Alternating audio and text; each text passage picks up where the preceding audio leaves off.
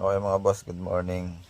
So ito mga boss, hindi ko ito magawa ng video sa araw. So sa gabi, madaling araw na.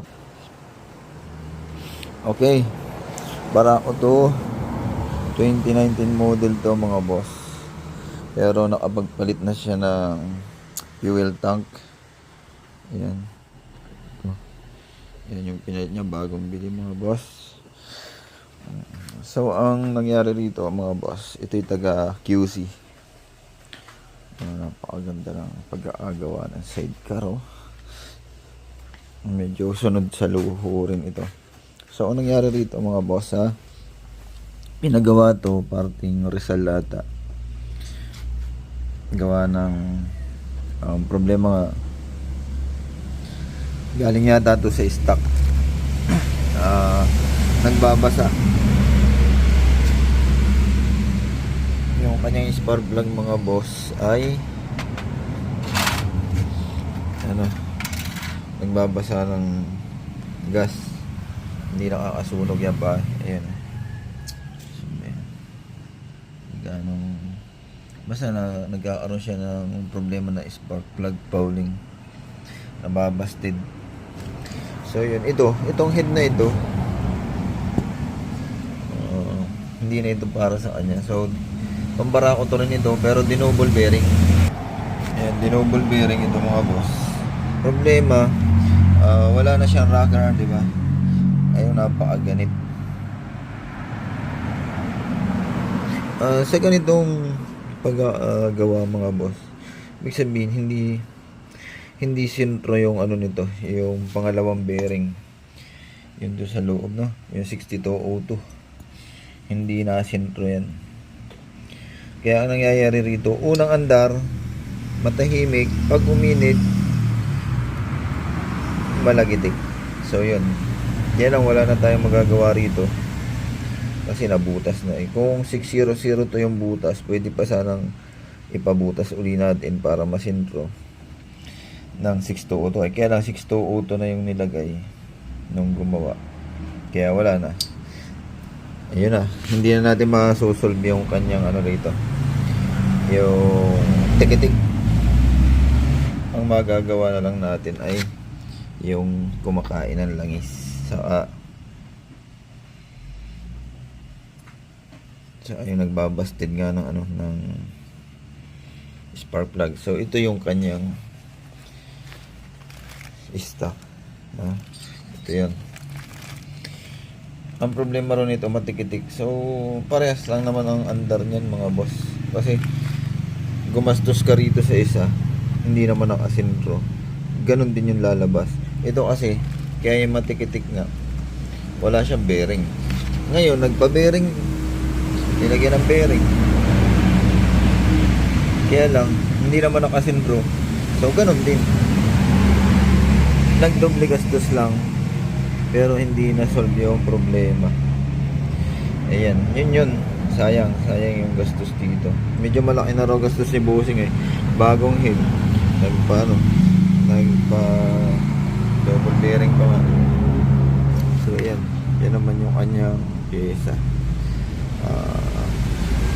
Dito naman sa kanyang sa kanyang bore, mga boss, pinaribore ko ito rito.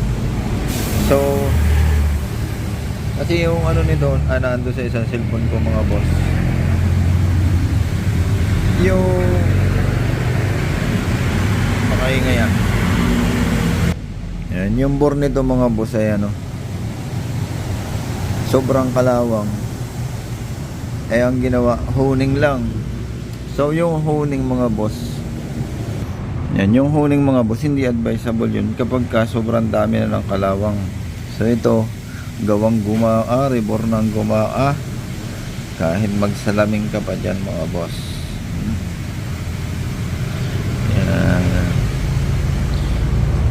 Gawa ito ni Paring Casting sa Habrika. Yan ang mga boss.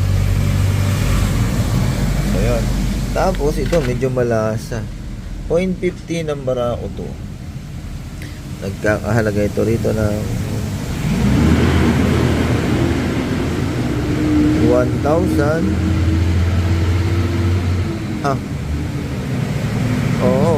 2-1 pala mga boss. Ito dito.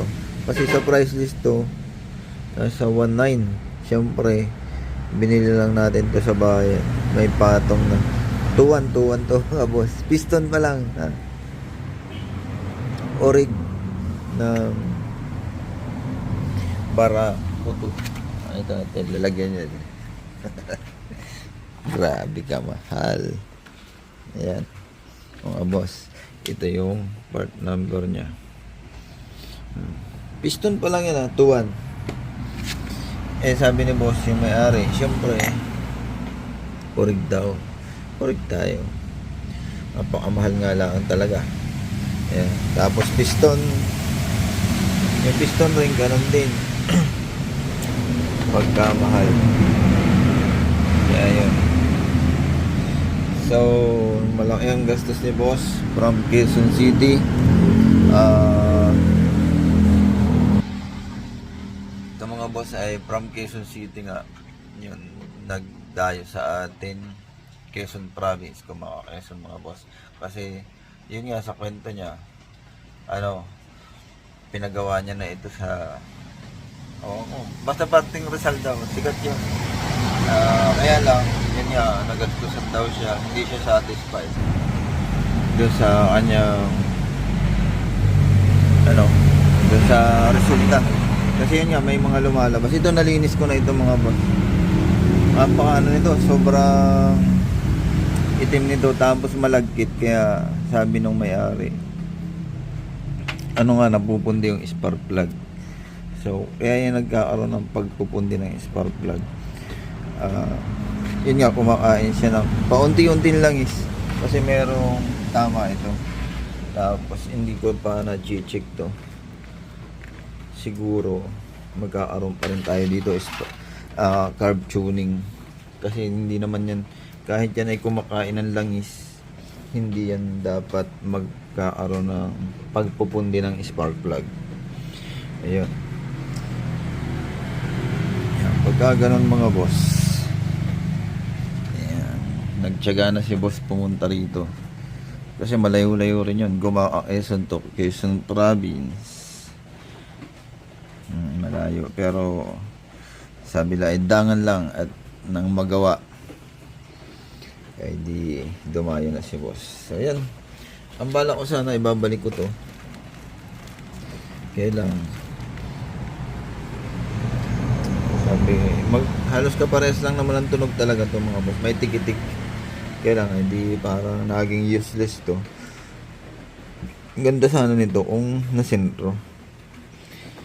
Kasi ito binunot ko. Tapos, mahigpit bunutin. Mahigpit yung ipasok.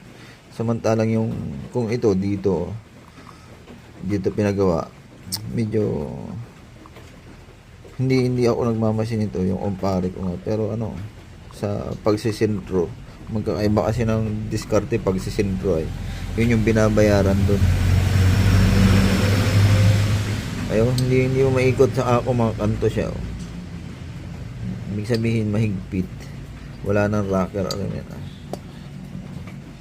Ibig sabihin mahigpit, hindi yan nakasintro. Ayun.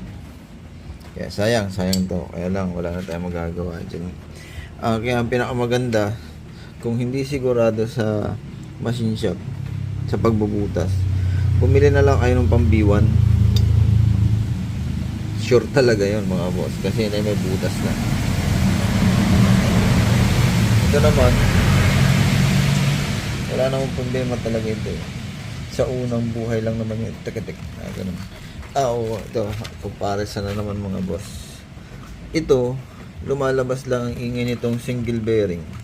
Sa unang buhay, yun. Tek-tek-tek-tek. Tapos, pag umakyat yung langis na puno doon, wala na yon.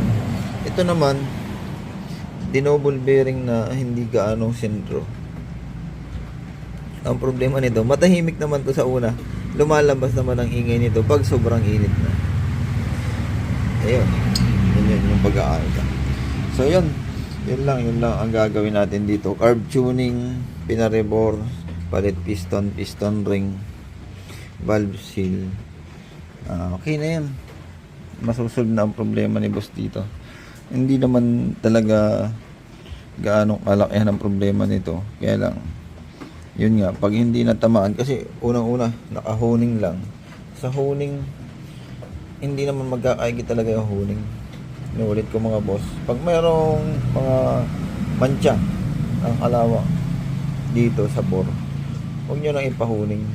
Kasi lalaki lang yung end gap ng piston ring. Luluwag lang mga boss, ano. Pag lumuwag na, diba, yung end gap mga boss, ano, nagpahuning kayo, lumaki ito, lalaki yung end gap, doon yung magsisimula. Magluloko lang. Kaya yung honing mga boss, hindi ko ina-advise pag may mga mancha. So, ito mga boss, hindi ko lang nalipat yung ano rito sa cellphone na ito. May video ako nito, kaya na-upload ko na lang doon sa aking reels. Basta may mga mancha siya, kaya hindi talaga masusolve yung pagbabasa nung spark plug. Ayan, hanggang dito lang mga boss. At sana'y pagka mga ganitong problema, yun lang, rebore lang, rebore, palit ng piston ring. Then dito, kung magpapa double bearing kayo mga boss, ayan, pambarako rin ito, barako to rin ito eh, dinouble bearing lang. Kasi ito, add ko na nga lang mga boss, ano. Ito, kaya namin tong i-double bearing dito. Mensahe na lang mga boss, ha? Kumpara natin dito. Ayan. Diba? Kasi ito daw, kaya hindi dinouble bearing, malalim. Kaya ito dito mga boss. Ayan. Kaya ito bininta sa kanya, double bearing 6202. So ito mga boss, kaya namin ito dito. Ilan na yung nagawa ko yan. Huwag na kayong bumili ng head. Kung ganito, huwag na kayong bumili ng head. Kaya yan dito sa Gumaca. Kasi ilan na yung pinagawa ko sa machine shop dito. O yun, ito yung yun o. Ganyan ang sunog niya. Okay. Tapos pinadouble bearing na itong isa. Ayun mga boss, sinare ko lang. Sana ay makatulong. Basta ganyan ang problema, huwag na kayong gumastos sa ganitong magpapadouble bearing tapos hindi sigurado, malagitik pa rin. So yun mga boss.